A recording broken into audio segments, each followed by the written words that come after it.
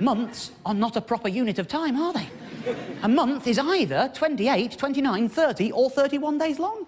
In common parlance, we talk about a month being 4 weeks long, but they're not.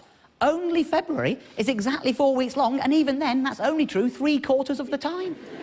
94% of months are longer than a month. We know exactly how many seconds in a minute, how many minutes in an hour, hours in a day, and days in a week. We even know exactly how many months in a year. But the months themselves are a mystery. They chop and change. Let me give you an example. Okay? Yeah. How many months are there in a year? 12. Exactly. How many weeks are there in a year? 52. Good. However, 12 months, well, 12 times 4 is 48. And 52 minus 4 is 48.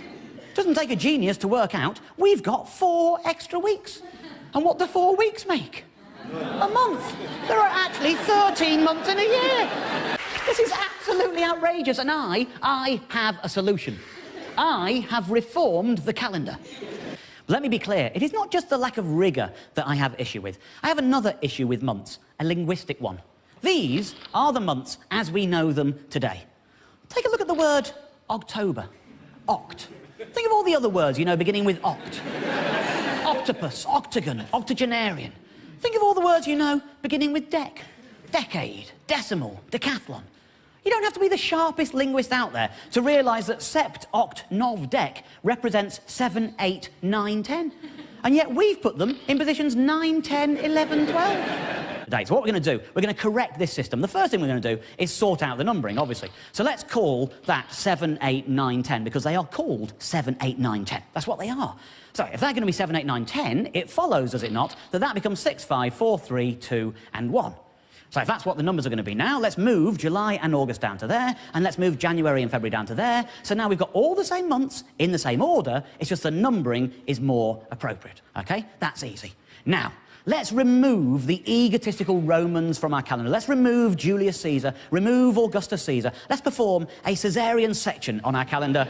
Let's remove them completely and replace them with the months they replaced, Quintillus and Sextillus, which are now in the right place, 5 and 6. That is the numbering sorted out. We've got 5, 6, 7, 8, 9, 10, exactly where they should be.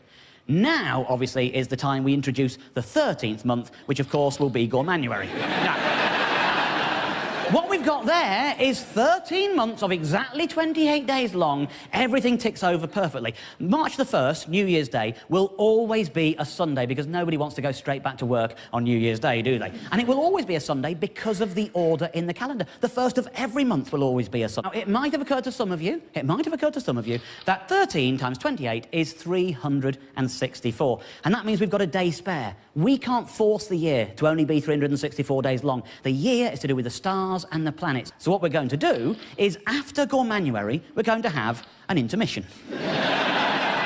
It's 1 day long, it's not called Sunday, it's not called Monday, it's not called anything. It isn't a day of the week, it is just intermission.